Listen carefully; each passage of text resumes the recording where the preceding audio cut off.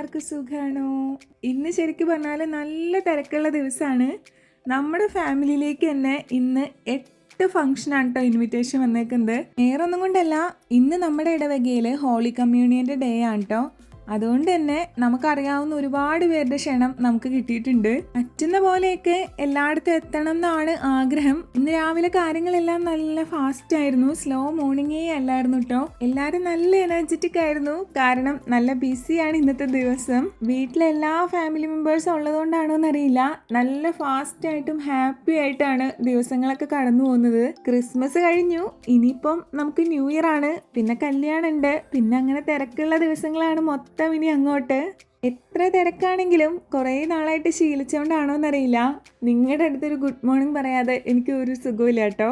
അപ്പം അങ്ങനെയൊക്കെ തന്നെയാണ് എൻ്റെ വിശേഷങ്ങൾ. എല്ലാവർക്കും ഹാവ് എ നൈസ് ഡേ.